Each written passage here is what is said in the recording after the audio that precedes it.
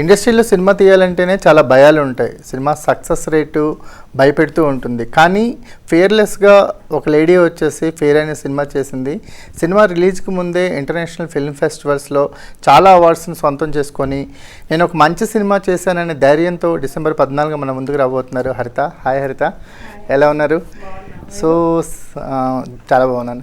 సినిమాకి ముందే ఒక వైబ్ని క్రియేట్ చేశారు మీరు. అంటే ఇంటర్నేషనల్ ఫిల్మ్ ఫెస్టివల్స్లో మీకు దక్కిన గౌరవాలు కానీ వచ్చిన అవార్డ్స్ కానీ చూస్తుంటే తెలియకుండా క్యూరేట్ అయిపోయాం. ఒక మంచి సినిమా చూస్తున్నాం అనే ఒక మైండ్ని సెట్ చేసే విధంగా చేశారు. ఎలా వచ్చింది ఈ ఆలోచన అసలు? అంటే ఇది స్క్రీన్ ప్లే బేస్డ్ స్టోరీ అనమాట. సో స్క్రీన్ ప్లే కంప్లీట్ అయిన తర్వాత నాకు అనిపించింది ఇది ఇట్స్ నాట్ నార్మల్ మూవీ అనిపించింది. సో ఆండ్రూ గారు నేను ప్రీ ప్రొడక్షన్ డిస్కషన్ చేసేటప్పుడు ఆయన చెప్పారనమాట, ఎప్పుడైనా స్క్రీన్ ప్లే కానీ కాన్సెప్ట్ ఓరియంటెడ్ ఉండి కొంచెం అవుట్ స్టాండింగ్గా ఉంటే అప్పుడు అవార్డ్స్కి అప్లై చేయొచ్చు అని చెప్పారనమాట. అది నాకు మైండ్లో ఉండే అప్పుడు. సో ఫస్ట్ కాపీ రాగానే నేను ఇంటర్నేషనల్ అవార్డ్స్కి అప్లై చేశాను. ఏదో 5% ఛాన్స్ ఉంటుంది అని చెప్పారు. సో బట్ కానీ ఆల్మోస్ట్ 60% విన్ అయ్యాము. విన్ అయ్యారు అంటే రోలింగ్ టైటిల్స్లో అవార్డ్స్ అనే వేస్తే ఇంకో 1 minute టైం పెరిగేటట్టు. అవును, వెయిట్లో అందుకే ఓన్లీ నెంబరే వేస్తున్నా. సో ఎక్కడ సినిమా ఇండస్ట్రీలోకి మహిళల శాతం చాలా తక్కువ, ఎస్పెషల్లీ క్రియేటివ్ ఫీల్డ్లో వేళ మీద లెక్క పెట్టచ్చు. నందిని రెడ్డి గారి తర్వాత మళ్ళీ ఎవరు ఆ స్థాయిలో కనిపించలేదు. కొంచెం బ్యాక్ వెళ్తే విజయ నిర్మల గారు కనిపిస్తారు. కానీ ఒక డైరెక్టర్గా మేల్ ఫీమేల్ ఏమి ఉండదు క్రియేటివ్ ఫీల్డ్లో. వర్క్ ఈజ్ వర్క్ కదా. మీరు డైరెక్షన్లోకి వద్దాం అనుకున్నప్పుడు మీరు ఎదుర్కొన్న ఛాలెంజెస్ ఏంటి? అంటే ఈ ఛాలెంజ్ని నేను బీట్ చేసే ముందుకు వెళ్ళాలనుకున్న ఛాలెంజెస్ ఏమన్నా? యాక్చువల్గా నేను అనుకోకుండా వచ్చేసాను కదా, అనుకోకుండా ఇంత కాంప్లికేటెడ్ స్క్రిప్ట్ ఎలా రెడీ అయింది? అంటే డైరెక్షన్ అనుకున్న తర్వాత నేను కాంప్లికేటెడ్ స్క్రిప్ట్ తీసుకున్నా. ఎందుకంటే ఫస్ట్ సినిమానే నేను మేకర్ అని స్టాండ్అవుట్ అవ్వాలి అన్న కసితో ప్రిపేర్ చేసుకున్నాను. మెయిన్ రీజన్ అది. బట్ కానీ కాంప్లికేషన్స్ అంటే ఇట్స్ అవర్ ఓన్ ప్రొడక్షనే కదా. And all of sudden as I said నేను ఎప్పుడు అనుకోలేదు రావాలి అని, ప్రయత్నం చేయలేదు, ఎక్కడ తిరగలేదు. సో అది డెస్టినీ డిసైడ్ చేసింది కాబట్టి మనకి ఎక్కడ కూడా నేను నిజంగానే కాంప్లికేషన్స్ చేయలేదు. మీరు యాజ్ ఏ ఒక టెక్నికల్ పర్సన్గా ఒక డైరెక్టర్గా కూడా చాలా తక్కువ టైంలో అంటే అనుకున్న విధంగా షెడ్యూల్ కంప్లీట్ చేశారు. ఒక చాలా ఎక్స్పీరియన్స్ ఉన్న డైరెక్టర్ లాగా హ్యాండిల్ చేశారు టీం అందరినీ. ఇది ఎలా సాధ్యమైంది? గాడ్ బ్లెస్సింగ్ అయితే అనుకుంటా. ఫస్ట్ నేచర్ సపోర్ట్ చేసింది. రెండోది ఏంటంటే ఏ పనైనా నేను 100% ఇస్తాను. ఆల్ సెన్సెస్ని ప్రజెంట్ ఉండి ఇంకా 100% అంటే ఒక డెవోషన్ లాగా చేస్తా పని. ఈ ఫీల్డ్ అనే కాదు, ఏ ఫీల్డ్ మీరు ఇచ్చినా కూడా దాన్ని రూట్స్ కల్లా వెళ్ళి దాన్ని నేర్చుకొని దాని పని అట్లాగే డెడికేటెడ్గా చేస్తాను అనమాట. సో పనిని ఎప్పుడు నేను చీట్ చేయను. అంటే పనిని అస్సలకి మేనేజ్ చేయను, చీట్ చేయను. అంటే నా దృష్టిలో వర్క్ ఈజ్ వర్షిప్. అంటే నాకు పనే దైవం. సో ఆ పనిని నేను దైవం అంటే మనం ఎలా ఉంటామో నేను పనిని కూడా అంతే చేస్తాను. చాలా చాలా. సో అంటే ఇంకా నేను పనిలో ఉన్నప్పుడు నా పిల్లలకి ఫోన్ కూడా నేను చేయను. అంటే నాకు మదర్గా పిల్లల కంటే మించిన ప్రపంచం ఉండదు. ఏదైనా ఇంపార్టెంట్ అయితే వాళ్ళే కాల్ చేయమంట. సో డ్యూరింగ్ అవర్స్ అంటే వర్క్ చేసేటప్పుడు పర్సనల్ అనేది కానీ నాకు అసలు మైండ్లో కూడా ఉండదు. అంత డెడికేటెడ్, అసలు ఏం రాదు. అంటే మీరు హ్యాండిల్ చేసిన ఆర్టిస్టులు చూసుకుంటే వేదిక కావచ్చు, లేకపోతే జేపీ గారు కావచ్చు, పవిత్ర లోకేష్, వీళ్ళంతా చాలా ఎక్స్పీరియన్స్డ్ అండ్ సీజనల్ ఆర్టిస్టులు. మీరు డెబ్యూ, ఎవరి దగ్గర పనిచేయలేదు. అసలు సెట్ ఎక్స్పీరియన్స్ ఎలా ఉంటుంది అనేది మేబీ మీ హస్బెండ్ చేసిన ఫస్ట్ మూవీ వల్ల సెట్ ఎక్స్పీరియన్స్ తెలిసింది, కానీ వర్క్ ఎక్స్పీరియన్స్ అనేది లేదు. ఏమైనా అనిపించిందా ఫస్ట్ డే? కానీ దీన్ని అలవాటు చేసుకోవడానికి ఎంత టైం పట్టింది? యాక్చువల్ నాకేం అనిపించలే షూట్కి వెళ్ళాక. ఎందుకంటే ప్రీ ప్రొడక్షన్లో 3 months రోజు సెట్కి వెళ్తే ఎలా ఉంటాను, ఏం చేయాలనేది ప్రిపేర్ అయ్యేలా. ఓకే, గ్రౌండ్ వర్క్ గట్టిగా, గ్రౌండ్ వర్క్ స్ట్రాంగ్గా చేసుకున్నా కాబట్టి షూటింగ్కి వెళ్ళగానే నా సీను, ఆండ్రూ గారు కెమెరాస్, నా షార్ట్స్ ఉన్నాయా లేవా, నేను అనుకున్న ఫీలింగ్స్ వచ్చినాయా లేవా, డైలాగ్స్ నేను అనుకుని చెప్తున్నారు లేదా, అవన్నీ చూసుకోవటం, యాక్షన్ కట్ అనుకుంటే చేసుకుంటూ వెళ్ళిపోయాను. నాకు అస్సలే ఏదో కొత్త పని చేస్తున్నాను అన్న ఫీలింగ్ అసలు నాకు రాలా. విచిత్రంగా ఇదేదో రాకెట్ సైన్స్ లాగా చెప్తారు డైరెక్షన్ అనేది. అది ఇది అని వింటూ ఉంటాం కదా. మీతో మాట్లాడిన తర్వాత ఒక 5 minutesలోనే ఇలా చేయొచ్చా డైరెక్షన్ అనిపిస్తుంది. అంటే మనం ఒక ఏదైతే మీరు ఆ టెక్నికల్ దాని మీద మనకి గ్రిప్ ఉంటుందో, స్టోరీ కంటెంట్ మీద మనకి క్లారిటీ ఉంటుందో, పీపుల్ మేనేజ్మెంట్. ఏంటంటే డైరెక్షన్ అంటే managing the team, leadership qualities ఉంటాయో ఇది డెఫినెట్గా రాకెట్ సైన్స్ అయితే అని నేను అనుకోవట్లేదు ఇప్పటి వరకు. మేబీ విఎఫ్ఎక్స్లు పెద్ద సినిమాలు పెద్ద సెట్స్కి వెళ్తే అప్పుడు మేబీ ఇంకా ఎక్కువ ఎఫర్ట్ కావాల్సి వస్తుందేమో. నార్మల్ కంటెంట్ మిడ్ సైజ్ మూవీస్కి అయితే రాకెట్ సైన్స్ అయితే కాదు. చేసేయచ్చు. క్లారిటీ ఆఫ్ విజన్ ఉండాలి, డెడికేషన్ ఉండాలి, ఓకే, వెరీ సిన్సియర్ వర్క్ ఉండాలి. సెట్లో కొత్త వాళ్ళ చేయలేదు అనేది మాకు తెలుస్తుంది. మీ ఆర్టిస్టుల నుంచి ఎలాంటి కాంప్లిమెంట్స్ వచ్చినాయి? అందరూ చెప్పిన ఫస్ట్ మాట అదే. వేదిక గారు కానీ, వేదిక గారు సీనియర్ యాక్టర్ కదా, సో నన్ను నమ్మారు ఫస్ట్. అది ఆ విషయంలో నాకు ఎప్పుడు ఆవిడ మీద రెస్పెక్ట్ ఉంటుంది. ఎందుకో తెలీదు, నన్ను ఆవిడ ట్రస్ట్ చేశారు. జయప్రకాష్ గారు కానీ, పవిత్ర గారు కానీ, అనీష్ గారు కానీ, ఎవ్రీబడి ఏంటి అంటే నాకేం కావాలి అది ఇవ్వాలనుకున్నారు తప్ప అసలు నా మీద ఒక్క 1% కూడా వాళ్ళకి డౌట్ లేదు. And maybe the way I am వాళ్ళు ప్రాపర్గా నన్ను రిసీవ్ చేసుకున్నారు. నేను ఫస్ట్ టైం అని నేను ఫీల్ అవ్వలేదు, వాళ్ళు ఫీల్ అవ్వలేదు. విచిత్రం ఏంటంటే ఓకే, సూపర్. అంటే బాగా అలవాటైన వర్క్ లానే చేసుకుంటూ వెళ్ళిపోయాను. చాలా మంది పిల్లలు కనిపిస్తున్నారు మాకు. టీజర్ చూస్తుంటేనే చాలా అలా క్వశ్చన్స్ అలా వేస్తూ వెళ్ళిపోయారు. ఏంటి అసలు ఎక్కడి నుంచి ఈ స్టోరీకి ఆరిజిన్ ఏంటి, ఎక్కడి నుంచి స్టార్ట్ అయింది? అంటే ఇప్పుడు నవరసాల్లో భయం ఫస్ట్ ఎలిమెంట్, మంది భయం అనే ఎలిమెంట్. ప్రతి ఒక్కళ్ళ లైఫ్లో చిన్నోళ్ళ దగ్గర నుంచి ముసలోళ్ళ వరకు భయం అనేది ఏదో ఒక ఫేస్లో వస్తూనే ఉంటుంది. అది ఏ కారణం చేతనే ఉండొచ్చు. సో బేసికల్గా ఒక కైండ్ ఆఫ్ భయాన్ని నేను తీసుకొని ఉండొచ్చు దీంట్లో. ఇప్పుడు నేను చెప్పలేను, బట్ భయం రిలేటెడే. బట్ చూసేది అనుకునేది ఉండేది వేరు ఉంటుంది కొంచెం. అవును, భయపడేది ఒక్కళ్ళేలా కనిపిస్తున్నారు. మేబీ అన్ని గెసెస్ని నేను ఓకే అంటాను ఇప్పుడు, అంతే, నేనేం చెప్పలేను కాబట్టి. ఎస్, మీరు అన్నట్లు ఇది ఫ్యామిలీ కిడ్స్ కూడా చక్కగా వెళ్ళి చూడొచ్చు. ఇది యూబైఏ సర్టిఫైడ్, బట్ కానీ after movie release families connect అవుతారు. ఏంటంటే నాకు తెలిసి ఒక సస్పెన్స్ థ్రిల్లర్ ఫస్ట్ టైం ఒక ఫ్యామిలీ రిలేటెడ్ కూడా ఉండేది అవుతుందా అనుకుంటున్నాను నేను. థియేటర్ ఎక్స్పీరియన్స్ చేయాల్సిన విషయాలు ఏమున్నాయంటే ఏం చెప్తారు? మేజర్గా సస్పెన్స్ థ్రిల్లర్స్ అంటే మీకు తెలిసిందే, horror suspense thrillers are always best in theatres, నేను చెప్పడం కాదు. రెండోది సౌండ్ డిజైనింగ్. సో మన మూవీ సౌండ్ డిజైనింగ్ ఏదైతే థ్రిల్లింగ్ ఎలిమెంట్స్ ఉందో థియేటర్లో మంచి ఎక్స్పీరియన్స్ అయితే ఇస్తాయి. అంటే ఓటీటీలో చూడకూడదనేం కాదు, ఏ మూవీ అయినా ఓటీటీలో చూడొచ్చు ఈ రోజు, కానీ ఫస్ట్ ఆప్షన్ థియేటర్. ఎందుకంటే ఆ సౌండింగ్ అనేది మాత్రం 100% టీవీలో ఆ ఎక్స్పీరియన్స్ అయితే రాదు. ఇప్పుడు థ్రిల్లర్స్కి హారర్స్కి ఆడియన్స్ పర్సంటేజ్ పెరుగుతుంది. ఇప్పుడు ఆఫ్టర్ కోవిడ్ తర్వాత థ్రిల్లర్స్కి బాగా అలవాటు పడిపోయారు. మనం కొరియన్ థ్రిల్లర్స్ కూడా చూస్తున్నాం. అంటే మనకి ఉన్న ప్రొడక్షన్ జాలక కొరియన్ కూడా చూసేస్తున్నారు ఆడియన్స్, ఎందుకంటే వాళ్ళు కూడా తెలుగు డబ్బింగ్ చేసేస్తున్నారు, చక్కగా కుదిరేస్తున్నాయి. ఈ కాంపిటీషన్లో ఫియర్ ఎక్కడ నిలబడుతుంది? ఫియర్ డెఫినెట్గా అవుట్ స్టాండింగ్ ఉంటుంది కాన్సెప్ట్ స్క్రీన్ ప్లే విషయంలో. మేబీ ఇప్పుడు మనం భయం అనేది కామన్ కాబట్టి కొన్ని ఎక్కడైనా రిఫరెన్స్లు ఉంటాయి, అసలు భయం లేకుండా ఎవరు తీసుంటారు కాబట్టి. బట్ కానీ ద వే మనం డ్రైవ్ చేసిన విధానం అయితే కొంచెం కొత్తగా అయితే ఉంటుంది. నేనేమో 100% మందే కొత్తది అని చెప్పను, ఎందుకంటే మనం చూడని ఎన్నో ఉండొచ్చు, ఎక్కడన్నా రిఫరెన్స్లు ఉండొచ్చు. ఇన్ని కోట్ల మూవీస్లో అసలు రిఫరెన్స్ లేకుండా మూవీ ఉంటుందని నేను దీనికి చెప్పలేను. ఒకే రకమైన ఆలోచనలు కలిగి ఉండొచ్చు 100%. ఇప్పుడు ప్రజెంట్ సినారియోలో కూడా మనకి ఎన్నో మూవీస్ ఉన్నాయి, కొన్ని ఎగ్జాంపుల్స్ పాపం వాళ్ళకి తెలియకుండా ఒకేసారి తీసినవి ఉంటాయి. అలాగా మీరు చెప్పినట్లు కొరియాలో, చైనాలో, లేదు అంటే వేరే లాంగ్వేజెస్లో నేను చూడని మూవీస్లో ఉండొచ్చు, చెప్పలేము. బట్ కానీ తెలుగులో మాత్రం ఇది కొంచెం కొత్తగా, బట్ ఇన్ డీటెయిల్గా, అంటే కాన్సెప్ట్ కొత్తది అంటలేదు, బట్ నేను తీసుకున్న కాన్సెప్ట్ కొత్తది. అండ్ ఏదైతే స్క్రీన్ ప్లే ఉందో అది కొంచెం అంటే ఆన్ పేపర్ కాంప్లెక్సే, బట్ విజువల్గా చాలా ఈజీ ఉంటుంది. సో ఇది మాత్రం తెలుగు అమ్మాయిగా లేదా తెలుగు మేకర్గా కొంచెం రిస్క్గానే చేసిన. మాకు చూసే వాళ్ళకి ఏమి కాంప్లికేషన్స్ లేకుండా అర్థమవుతుందా సినిమా? చాలా ఈజీగా అర్థం. సో అవి మీరు చాలా ట్రయల్స్ చేశారు, స్క్రీన్స్ ప్రివ్యూస్ వేశారు, వాళ్ళ నుంచి ఎలాంటి రెస్పాన్స్ వచ్చింది?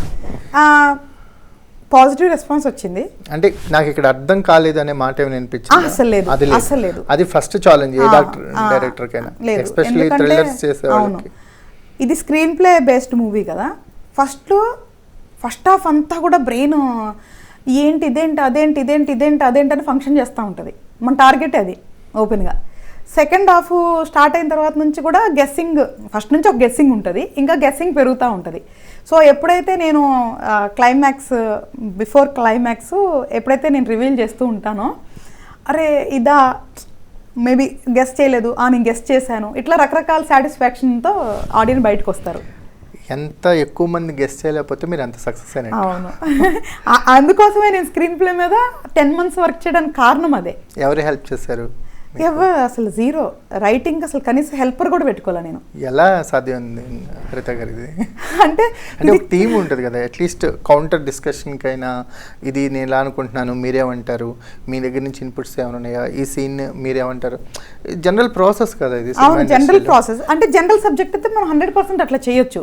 ఈ సబ్జెక్ట్కి అట్లా చేయలేం. నేను మామూలుగా అభితోనే డిస్కస్ చేస్తాను. మామూలుగా ఆండ్రూ సార్ రెగ్యులర్గా మేము కలిసేవాళ్ళం కదా, నేను ఇలా అనుకున్నా అలా అనుకున్నా అని చెప్పేదాన్ని, వినేవాళ్ళు, బాగుంది అనేవాళ్ళు. అభికి చెప్తూ ఉండేదాన్ని. అంటే పాపం తన్ని చాలా ఇబ్బంది అయ్యేది తనకి, ఎందుకంటే ఇది ఒక different kind of subject. But అయినా తనకి తోచిన సజెషన్స్ చెప్తూ ఉండేవాళ్ళు. నాకు నచ్చింది ఎప్పుడు కూడా ఇంప్లిమెంట్ చేసేసుకుంటా. ప్రాబ్లం ఇది బయట వాళ్ళకి ఎక్స్ప్లెయిన్ చేయాలంటే నాకు వాళ్ళకి ఆన్ పేపర్ అర్థం చేసుకోవడానికి చాలా టైం పడుతుంది. ఓకే. సో అంత ఈజీ ఏం కాదు ఆన్ పేపర్ అర్థం చేసుకోవటం. అందుకని ఎవరిని ఇన్వైట్ చేయలేదు. ఇప్పుడు ఎలా అయిపోతుంది అంటే మనం డిస్కస్ చేసే కొద్దిగా మనకున్న బుర్ర కూడా డిస్టర్బ్ అయిపోతుంది, మన క్లారిటీ పోతుంది. అదే ఒక family drama, commercial movie, comedy movie అంటే 100% we need a team to at least brainstorm చేసుకోవడానికి, discuss. So A to Z దీనికి వచ్చే క్రెడిట్స్ అన్ని మీకే, అంతేనా? మ్యూజిక్ వాళ్ళు ఓకే, వాళ్ళంతా అలంకరణలు, కానీ కంటెంట్ విషయంలో A to Z రెస్పాన్సిబిలిటీ మీదే.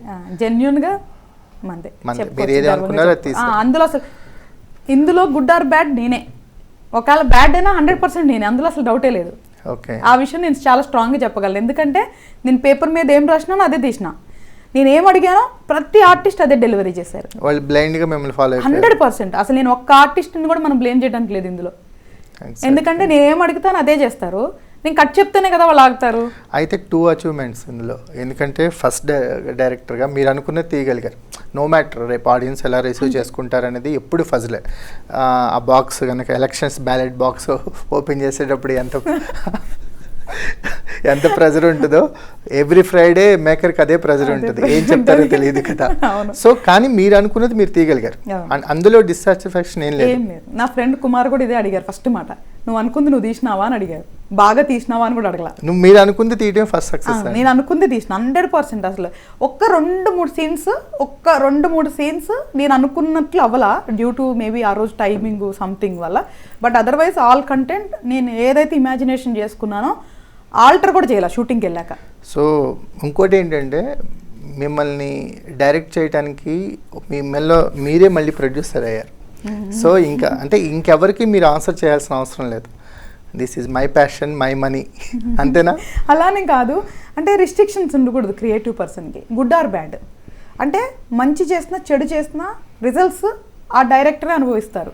ఎగ్జాక్ట్లీ. కాబట్టి ఇప్పుడు ఎలా ఉంటుందంటే మనం ఒకటి అనుకున్నాము, అది తీసి ఎంతో కొంత సక్సెస్ అవుతామా ఫెయిల్ అవుతామా అనేది ఆ ఫ్రీడమ్ ఆఫ్ క్రియేటివిటీ వాళ్ళకు ఉండాలి. లేనప్పుడు ఆ మేకర్ మనం చెప్పలేము, జడ్జ్ చేయలేము ఆ మేకర్ లైఫ్ని. సో అప్పుడు బయట ప్రొడక్షన్కి వెళ్ళి మేబీ ఏమైనా ఆబ్లిగేషన్స్ వస్తాయేమో, కాంప్లికేషన్స్ వస్తాయేమో. స్క్రిప్టే కాంప్లికేటెడ్గా ఉంది ఆల్రెడీ స్క్రిప్టే. అసలుకి నేను నిజంగా మూవీ రిలీజ్ అయితే చాలా విషయాలు మాట్లాడాలని వెయిట్ చేస్తున్నాను నేను. అంటే ఎలా చెప్తాం ఈ స్క్రిప్ట్ని అనేది చాలా ఛాలెంజింగ్. అంటే బ్లైండ్గా డైరెక్టర్ని ఫాలో అయ్యి కొన్ని స్క్రిప్ట్స్ యాక్సెప్ట్ చేయాలి. అందులో మీరు ఫస్ట్ స్క్రిప్టే అలాంటిది తీసుకోవటం నిజంగా లిటిల్ బిట్ ఛాలెంజ్, రిస్క్ రెండు కూడా. సో ప్రొడ్యూసర్ డైరెక్టర్ ఎప్పుడు కొట్టుకోలేదా మీలో? లేదు. మీ ఇద్దరం తెలిసిందే, ఎవరి రోల్ వాళ్ళకి అసైన్ చేసుకుంటాము. స్టోరీ దగ్గరే ఒకసారి లాక్ అయ్యాక అసలు ఇంకా మనకి ఏది డిస్టర్బెన్స్ ఉండదు. కానీ ఒక్కటి మాత్రం అచీవ్ చేశారు, ఏంటంటే వేదిక గారు ఇంత పర్ఫార్మెన్స్ అది తెలిసి ఒక స్టాండర్డ్ అవుద్ది తన పెర్ఫార్మెన్స్ అనిపిస్తుంది. అంటే ఇప్పుడు త్రూఅవుట్ కెరియర్లో తను చాలా రోల్స్ ప్లే చేశారు. గ్లామర్గా ఎక్కువగా ఆవిడకి ఐడెంటిఫికేషన్ వచ్చింది. నాకు తెలిసి ఫస్ట్ టైం ఆర్టిస్ట్గా తన గురించి మాట్లాడుకునే అవకాశం ఫియర్తో వచ్చింది అనిపిస్తుంది, ఎక్కువ వస్తుంది. ఇంకా అంటే ఇప్పుడు మేబీ యాక్షన్లో కూడా తన పర్ఫార్మెన్స్ వరకు బాగుంది, కానీ అందులో చాలా క్యారెక్టర్స్ ఉంటాయి. ఇక్కడ ఏమని చూస్తూనే కూర్చోవాలి, అంటే మనకి వేరే ఆప్షన్ లేదు. సో రియల్ గా తను చేసినట్లు ఇది డిఫరెంట్ రొటీన్ అయితే కాదు. ఎలా ఉంది తనతో జర్నీ కానీ, అంటే ప్రాసెస్ ఆఫ్ మేకింగ్ కానీ? She very director friendly. Number 1, తను నమ్మింది అంటే మాత్రం తను 100% ఇచ్చేస్తుంది. మీ ఇద్దరం అసలు అంటే వెరీ సీరియస్, మా ఇద్దరికి బాగా సెట్ అయింది. తను చాలా డెడికేటెడ్ ఉండేది గ్రౌండ్ మీద, నేను చాలా సీరియస్గా ఉండేదాన్ని వర్క్లో. అసలు అలా అంటే తన కోఆపరేషన్ వల్లే మనం ఆన్ టైం చేయగలిగాం. వాళ్ళు కోఆపరేషన్ చేయకపోతే మనం ఎట్లా చేస్తాం? కష్టం అవుతుంది. ఇప్పుడు సో మీకు సరెండర్ అయిపోయారు 100% అసలుకి. సూపర్. ఆ విషయంలో నేను నిజంగా గాడ్ నేచర్కే క్రెడిట్ ఇస్తా. అంటే మన ప్యూర్ హార్ట్ అండ్ సిన్సియారిటీ పీపుల్ని మనకి అలా సరెండర్ చేస్తుందేమో అని అనిపించింది ఈ మూవీ చేసినప్పుడు నాకు. ఎందుకంటే అసలు జేపీ గారు, పవిత్ర గారు కానీ, అనీష్ గారు కానీ వాళ్ళంతా సింగిల్ టేక్ ఆర్టిస్టులు. అవునవును. నేను అంటే సీనియారిటీ ఏంటనేది మనకి చాలా క్లియర్గా తెలిసిద్ది కదా, చాలా క్లోజ్గా చూసిన. So I felt very happy. Okay, మీరు ఈ సినిమా ప్రాసెస్లో ఏం నేర్చుకున్నారంటే ఏం చెప్తారు? అంటే మనకి ఇండస్ట్రీలోకి రావాలని చాలామంది అనుకుంటారు, వన్స్ దిగిన తర్వాత లోతు తెలిసిద్ది కదా. ఈ ప్రాసెస్లో కానీ రేపు రిలీజ్ అవుతుంది, December 14th రిలీజ్ అవుతుంది. ఈ ప్రయాణాన్ని ఒకసారి రీక్యాప్ చేసుకుంటే ఏమనిపిస్తుంది? మనం లక్కీ లక్ష్మణ్ మూవీ నేను ఫుల్ ఫ్లెడ్జ్డ్గా ఆల్రెడీ గ్రౌండ్లో ఉండి చేశాను కాబట్టి ఇప్పుడు అంతా నాకేం కొత్త అనిపించలేదు. డైరెక్షన్ ఇస్ డిఫరెంట్, అదొక్కటే తప్ప మిగతా అన్ని వర్క్స్ సేమ్ ఉన్నాయి నాకు. కాకపోతే ఎడిటింగ్ ఒకటి యాడ్ అయింది దీంట్లో. సో వర్క్స్ అన్నీ సేమ్ ఉంది. నాకు ఎంతసేపు ప్రొడక్ట్ని ఎట్లా బెటర్గా చేయాలి అంటే మనం తీసిన దాన్నే కొత్తగా ఏం చేయలేము, దాన్ని కరెక్ట్గా అవుట్పుట్ ఉందా లేదా చూసుకున్నాను తప్ప. ఒకటి భయం ఉంది, ఇప్పుడు ఇంకొంచెం ఎక్కువ భయం ఉంది. మేబీ ఐ డోంట్ నో, ఇంకొంచెం ఎక్కువ భయం ఉంది. యాంగ్జైటీ కాదు, రిజల్ట్స్ కోసం వెయిట్ చేయడం వేరు. 1 డేలో నేను పాస్ ఆర్ ఫెయిల్ తెలిసిపోతుంది కదా. అవును, ఒక 11-12 తెలిసిపోయింది. డే కూడా కాదు, హాఫ్ డే, 1 డే లేదా 2 డే, సెకండ్ డే అయినా తెలిసిపోతుంది కదా. అది నేను ఫేస్ చేయడానికి ప్రిపేర్ అయి ఉండాలి కదా ప్రాక్టికల్గా. సో ఎనీవే నేను ఆయన ఎప్పుడు కూడా నేను క్లౌడ్స్లో ఉండే మనిషిని కదా, ఎప్పుడు గ్రౌండ్లో ఉండే మనిషినే. కాకపోతే ఏంటంటే నాకు దీనికి ఎంతవరకు కావాలో ముందే నేర్చుకొని వచ్చా. సో ప్రతి ప్రాజెక్ట్ వేరే వేరేగా ఉంటాయి. ఇది ఒక డిఫరెంట్ జోనర్ కాబట్టి ఇది ఒక స్కేల్ ఆఫ్ మూవీ. సో కంపల్సరీగా ప్రీ ప్రొడక్షన్ ఎవరికైనా నేనేం చెప్తానంటే స్క్రిప్ట్ స్ట్రాంగ్గా ఉండాలి, ప్రీ ప్రొడక్షన్ స్ట్రాంగ్గా ఉండాలి, అప్పుడు చాలా ఈజీ ఉంటుంది. రెండోది ఏంటంటే ఫినాన్స్ అనేది ఎప్పుడు ఇబ్బంది ఉండకూడదు ప్రొడక్షన్కి. ప్రాపర్ బడ్జెట్, పేమెంట్స్ ప్రాపర్గా ఉంటే ఎక్కడ ఇబ్బంది ఉండదు ప్రొడక్షన్లో. ఆస్ట్రాలజీలో మీరు ఒక స్థాయికి వెళ్ళారు. సో మీ అపాయింట్మెంట్ దొరకడం కూడా వెయిటింగ్ పడుతుంది, 1 week 10 days వెయిటింగ్ పడుతుంది. బట్ ఒక షిఫ్ట్ అయిపోయి ఇంకొక డిపార్ట్మెంట్లోకి వచ్చిన తర్వాత దీన్ని కూడా అంతే దైవంలో భావించి చేశానన్నారు. అంటే ఏ పని ఇచ్చినా అంతేలా చేస్తాను. ఈ పని మీకు ఏం ఎగ్జైట్మెంట్ ఇచ్చింది? మీరు కంటిన్యూ అవ్వాలనుకుంటున్నారు? ఏది డైరెక్షన్ అనేది డెఫినెట్గా. ఇప్పుడు ఎందుకంటే మనం వచ్చాము, ఇప్పుడు చేసినాం కదా, అలా వదిలేసి వెళ్ళే మనిషిని కాదు. ఏదైనప్పుడు నేను కంటిన్యూ చేస్తాను అన్ని ఫీల్డ్స్ కూడా. సో డెఫినెట్గా నేను నెక్స్ట్ మల్టిపుల్ స్క్రిప్ట్స్ ప్రిపేర్ చేసుకున్నా. సో మన తెలుగు ఆడియన్ రియాక్షన్ బట్టి ఏ స్క్రిప్ట్కి వెళ్ళాలి అనేది డెసిషన్ తీసుకొని అయితే నెక్స్ట్ ప్రాజెక్ట్కి అయితే వెళ్తాను. But at the same time real estate, astrology కూడా వదిలిపెట్టను. ఎందుకు వదిలిపెట్టాలి? బ్యాలెన్స్ చేసుకుంటూ ఉంటాం. మేబీ మీరు అన్నట్లు కొంచెం డిలే ఉంటే అన్నిటికీ టైం ఇచ్చుకోవాలి కాబట్టి బ్యాలెన్స్ చేసుకుంటూ వెళ్ళాలి. ఓన్లీ షూటింగ్ టైం ఒక్కటే చాలా కష్టం, అంటే వేరే పనులు చేసుకోవటం. విడిగా అయితే బ్యాలెన్స్ చేసుకోవచ్చు. మీకు అంటే ఒక సాటిస్ఫాక్షన్ అనేది ఉంటుంది కదా, ఒక పని తర్వాత సరే నేను ఈ పని 100% పెట్టి చేశాను. అలాంటి సాటిస్ఫాక్షన్ అనేది డైరెక్షన్లో ఎక్కువ దొరుకుతుందా మీకు? లేకపోతే మీ ఫీల్డ్స్ ఉన్నాయి కదా, ఆస్ట్రాలజీ, రియల్ ఎస్టేట్ ఉంది కదా, వాటిలో ఎక్కువగా మిమ్మల్ని మీరు ఎక్కడ చూసుకుందాం అనుకుంటున్నారు? అట్లేం లేదు. నేను యాక్చువల్గా చూసుకోవాలనుకుంది వేరే ఫీల్డ్, ఇంకా అక్కడికి వెళ్ళలేదు. పాలిటిక్స్ లేదు, చెప్పను నేను ఇప్పుడే. ఇంకేమున్నాయండి, నాకు తెలిసి ఈజీగా ఆలోచిస్తే పాలిటిక్స్ ఒకటి తెలీదు. Time tells. నన్ను చూసుకోవాలనుకున్న ఫీల్డ్ వేరు యాక్చువల్గా. ఒకటి సోషల్ సర్వీస్, ఇంకొకటి ప్రొఫెషనల్ ఫీల్డ్ ఉంది అంతే. ఓకే. ఫియర్ అనేది ఆడియన్స్కి ఎలాంటి ఎక్స్పీరియన్స్ ఇవ్వబోతుందంటే ఏం చెప్తారు? అంటే యాజ్ ఎ మేకర్గా మీ సైడ్ నుంచి మీరు ఇచ్చే అష్యూరెన్స్ ఏంటి? ఒకటి స్క్రీన్ ప్లే బేస్డ్ మూవీస్ని మన వాళ్ళు ఇష్టపడుతున్నారు ఈ మధ్య బాగా. ఒకటి ఆ విషయంలో వాళ్ళు నచ్చుతుంది. రెండోది కాన్సెప్ట్ ఉంటుంది, అది కూడా చాలామంది కనెక్ట్ అవుతుంది. సో మేబీ నేను ఒక అంటే ఇప్పుడు వరకు రాని ఇన్ఫర్మేషన్ అని కాదు, దాన్ని బెటర్గా చూపించుంటాను నేను, కొత్త పర్సెప్షన్లో చూపించుంటా. సో ఆ రెండు విషయాల్లో కొంచెం సాటిస్ఫాక్షన్ వస్తుంది మీకు. అంటే పుష్ప రిలీజ్కి అంటే ఒక స్ట్రోమ్ నడుస్తుంది కదా, మరి వెంటనే 14th వేసేసారు డేటు.